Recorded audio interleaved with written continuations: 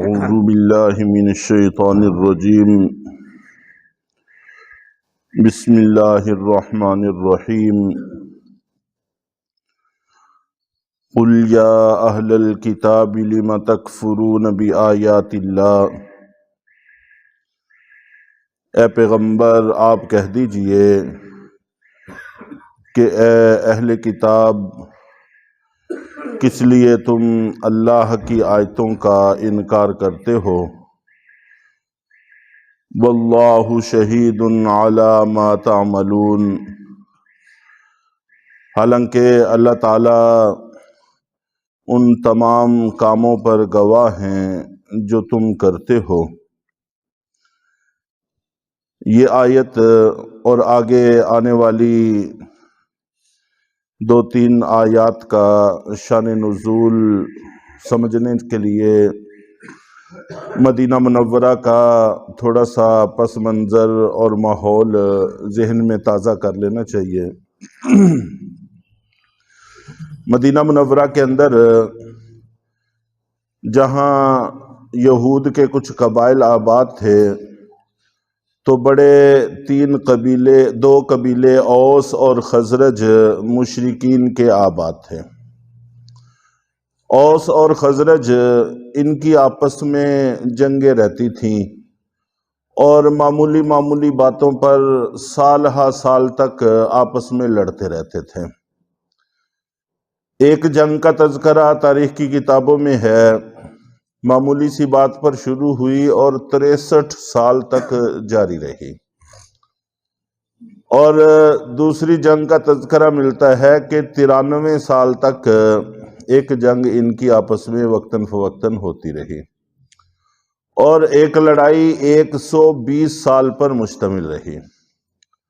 تو یوں وقتاً فوقتاً ایک ہی بات پر آپس میں جھگڑتے رہتے اور دشمنی ایک دوسرے کے ساتھ کرتے رہتے، جس کا فائدہ ہمیشہ دوسروں کو پہنچتا ہے. چنانچہ یہ 2 بڑے قبائل ہونے کے باوجود یہود کے زیر اثر تھے آپس کی خانہ جنگیوں اور لڑائیوں کی وجہ سے، اور اس وجہ سے بھی کہ یہود اہل علم سمجھے جاتے تھے، آسمانی کتابیں تھیں ان کے پاس، معلومات تھیں، تو یہ ان کے زیر اثر تھے.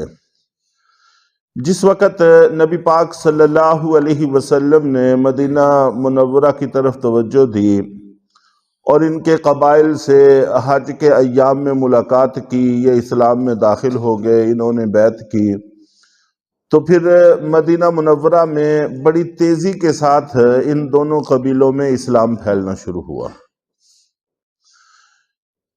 یہاں تک کہ اللہ کے نبی صلی اللہ علیہ وسلم مدینہ منورہ میں تشریف لے آئے. عورتیں، مرد، بچے اوس اور خزرج کے اسلام میں داخل ہونا شروع ہوئے، تو تقریباً پورے کے پورے قبائل اسلام کے زیر اثر آ گئے، جس کا نتیجہ ظاہر ہے کہ یہ نکلنا تھا کہ دونوں قبائل آپس میں شیر و شکر ہو گئے، بھائی بن گئے، ساری دشمنیاں عداوتیں ختم ہو گئیں، ان کی جگہ پر محبتیں اور الفتیں آ گئیں. یہود کو یہ بات ایک نظر بھی نہیں بھاتی تھی. پہلے یہ ان کو اٹھ کر سلام کرتے تھے، اور اسلام آپ جانتے ہیں کہ ایک مکمل ضابطۂ حیات ہے، اس میں ہر چیز کا ایک طریقہ ہے اور وہ تعلیم دیا جاتا ہے. مثال کے طور پر غیر مسلموں کو سلام کرنے کا طریقہ بھی ان کو بتایا گیا. اول تو غیر مسلم کو سلام کی ابتدا کرنی نہیں چاہیے. اگر کسی جگہ پر کرنی ہی پڑے، اور اللہ کے نبی صلی اللہ علیہ وسلم دوسرے ممالک میں اقوام عالم کو جب خطوط لکھا کرتے تھے، اس میں بھی سلام جو درج کیا جاتا تھا وہی طریقہ ہمارے لیے ہے کہ اگر کسی جگہ سلام کرنا بھی پڑے تو اس کے الفاظ ہیں السلام من اتبع الہدی، السلام علی من اتبع الہدی، کہ سلام اس شخص پر ہو جو ہدایت کی اتباع کرے. اگر تم ہدایت کی اتباع کر لو گے تو تم پر سلام ہے، کیونکہ سلامتی کا معنی دنیا اور آخرت کی کامیابی ہے، اور کافر کا تو یہ مقدر ہو نہیں سکتی۔ تو ابتداً سلام کرنا پڑ جائے تو اس کا طریقہ کار یہی ہے کہ السلام علی من اتبع الہدی، ان الفاظ کے ساتھ سلام کیا جائے۔ وہ یہود تھے، عربی بھی سمجھتے تھے اور بڑی فصیح عربی سمجھتے تھے، اور اس کے ساتھ ساتھ کتابوں کا علم بھی رکھتے تھے۔ وہ اس کا مفہوم سمجھتے تھے کہ یہ ہمیں کیا کہا جا رہا ہے۔ ویسے تو یہ بھی دعا ہے، ایک ترغیب ہے، لیکن بہرحال وہ اس میں اپنی حد تک سمجھتے تھے۔ اس وجہ سے ہر وقت ان کے ذہنوں میں یہ بات رہتی تھی کہ کسی نہ کسی طرح سے ان کا پرانا انتشار پھر آ جائے اور پلٹ آئے۔ چنانچہ ایک موقع پر ایک یہودی شماس، یہ بڑا مکار قسم کا یہودی تھا، اور اس کے ذہن میں تھا کہ ان کے درمیان میں انتشار کو پھیلایا جائے۔ چنانچہ یہ سارے حضرات بیٹھے ہوئے تھے، کافی تعداد میں تھے، تو اس نے دیکھا اور ایک اور یہودی کو تیار کیا اور اس کو کچھ اشعار بتائے جو اوس اور خزرج پہلے جنگوں کے دوران میں پڑھا کرتے تھے۔ فخری اشعار جنگ کے دوران پڑھا کرتے تھے ایک دوسرے کو جوش دلانے کے لیے۔ تو وہ اشعار ان کو بتائے اور کہا کہ ان کے مجمع میں بیٹھ کر ان کو پڑھنا۔ چنانچہ ان اشعار کو پڑھنا شروع کر دیا، جس کی وجہ سے مسلمانوں کے اندر، اوس اور خزرج کے اندر پرانی دشمنی نے انگڑائی لی اور ایک دوسرے کے ساتھ گفتگو میں مصروف ہو گئے۔ وہ ان کو برا بلا کہنے لگ گئے، یہاں تک کہ آپس میں بات ہتھوں پائی تک پہنچ گئی۔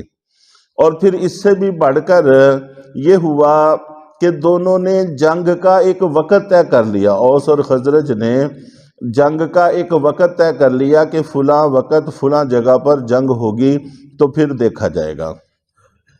ادھر اللہ کے رسول صلی اللہ علیہ وسلم کو جب اس کی اطلاع ملی کہ شماس بن قیس یہودی نے مسلمانوں کے درمیان میں انتشار کھڑا کر دیا ہے، تو آپ صلی اللہ علیہ وسلم بڑی تیزی کے ساتھ وہاں پر موقع پہ تشریف لائے، اور اللہ کے نبی صلی اللہ علیہ وسلم جہاں اور بہت ساری باتوں پر بڑا زور دیا کرتے تھے، وہاں اس بات پر بھی بڑا زور تھا کہ آپس میں انتشار نہ ہو، اور اگر کبھی انتشار کی صورت سامنے آتی تو اس کو رفع کرنے کی کوشش فرماتے، اور جب تک وہ رفع نہ ہو جاتا آپ اس جگہ سے واپس نہیں آیا کرتے تھے، دوسرے وقت پر اس کو ٹالا نہیں کرتے تھے۔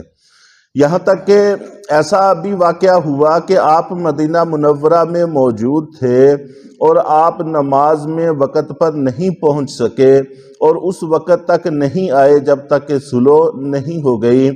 یہ واحد موقع تھا کہ مدینہ منورہ میں آپ موجود ہیں اور نماز کے لیے نہیں تشریف لا سکے، صرف اس وجہ سے کہ آپس میں صلح ہو جائے اور یہ معاملہ ختم ہو جائے۔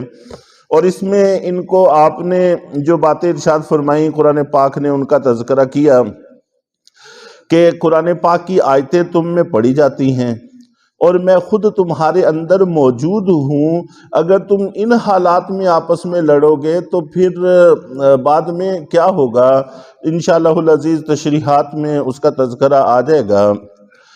اللہ کے نبی صلی اللہ علیہ وسلم نے ان کے درمیان میں صلح کروا دی، اور شماس بن قیس یہودی اور باقی سارے یہودیوں کی یہ سازش ناکام ہو گئی۔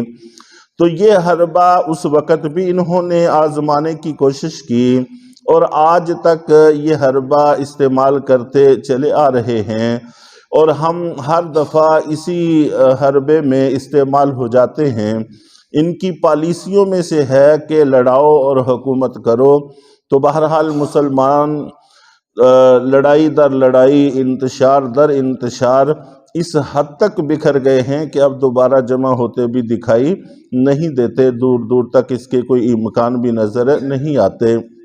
اللہ تعالی ہم سب کو سمجھ عطا فرمائے۔ ہمیشہ آپس کی لڑائی کا فائدہ دوسروں کو پہنچا کرتا ہے۔ اللہ تعالیٰ آپس میں بھائیوں کی طرح رہنے کی توفیق عطا فرمائیں۔ پوری امت مسلمہ کا شیرازہ جو بکھرا ہوا ہے اس کو یکجا فرمائیں۔